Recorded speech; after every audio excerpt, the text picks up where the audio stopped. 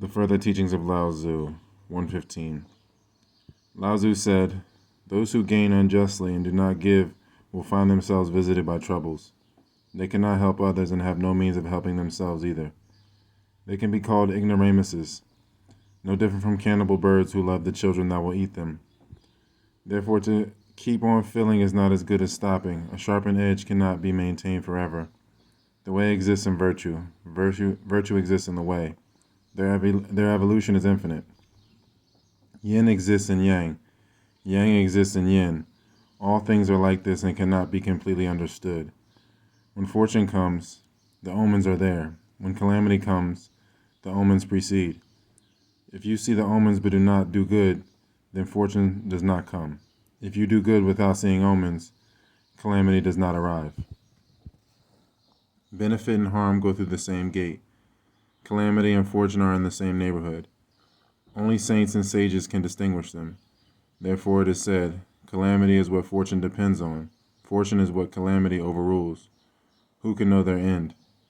When people are about to fall ill, first they get a craving for fish and meat. When a country is about to perish, first it rejects the words of faithful ministers.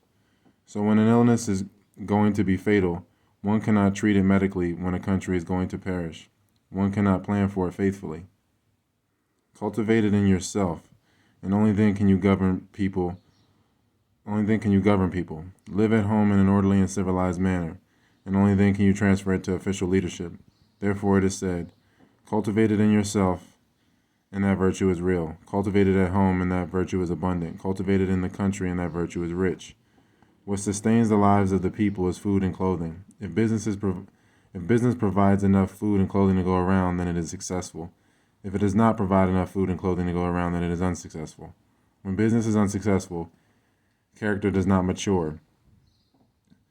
Therefore, when you go along with the time but do not succeed, that does not change the system. When you conform to the time but do not succeed, that does not change the order. The time will come again. This is called the rule of the way. Lordly kings enrich their people. Despotic kings enrich their lands. Nations in danger enrich their bureaucrats. Orderly nations appear to be lacking. Lost nations have empty storehouses. Therefore it is said, when the rulers don't exploit them, the people naturally go rich. When the rulers don't manipulate them, the people naturally become civilized. When you mobilize an army of 100,000, it costs 1,000 units of gold per day. There are always bad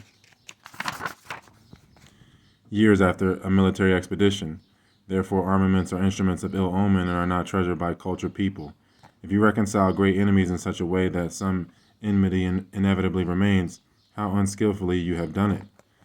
Therefore, the ancients did not bring intimates to them by words, and did not command those afar by words.